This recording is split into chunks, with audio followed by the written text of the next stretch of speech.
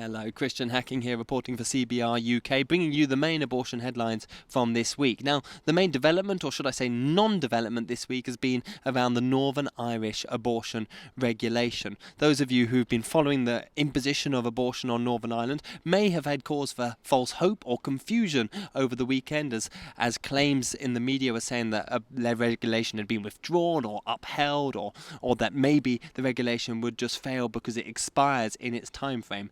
Sadly, none of this has come to pass. Indeed, the regulation got retabled on Monday. All that's changed is now the 28 days that MPs have to approve it has now restarted from Monday and will go until the 22nd of June. So this legislation is moving on just as it was, and it's just as brutal and just as extreme as it was before. We're talking de facto abortions up to 24 weeks, sex-selective abortions, abortions up to full term for disability, and many other aspects.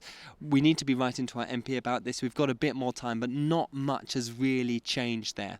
The situation around this is a little bit complicated, so we've produced a separate video for you to understand exactly what's going on there. So do check that out. It'll be on the YouTube page shortly.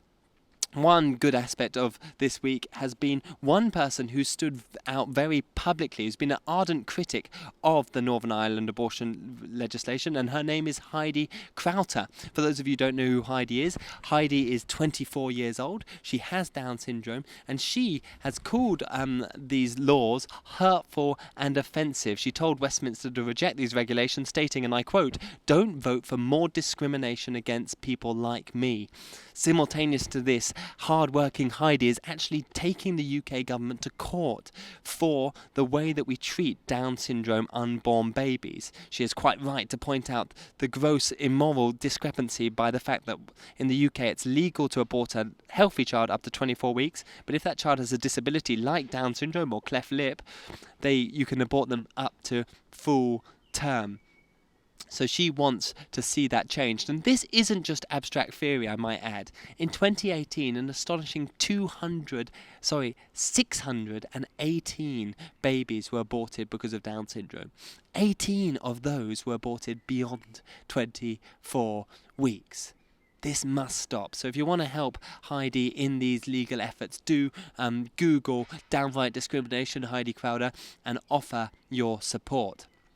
Now, the final headline this week that I need to let you know about is it transpires that Mary Stopes has received millions of pounds in donations from a porn baron. Yes, you heard me correct. Since 1995, Mary Stopes International have received more than £7.5 million from America's most influential salesman of sex toys and erotica, Philip Harvey.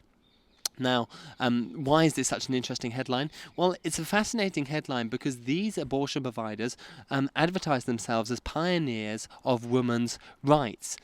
Yet, if simultaneously to that you're accepting money from an organisation or a industry which dehumanises women, destroys marriages and has strong links with suicide, depression, sex trafficking and paedophilia, then are you really sticking up for women's rights? There's also strong evidence that the 82-year-old Harvey adheres to a eugenics framework, but that shouldn't really surprise us, because Mary Stopes was and always was an outspoken advocate of Darwinian eugenics, and so Harvey, in that respect, is in good company. Most remarkable of all, far from distancing themselves from Mr. Harvey, in a statement to the press, Mary Stopes International state, "We are proud that he continues to contribute to our organisation." Says it all.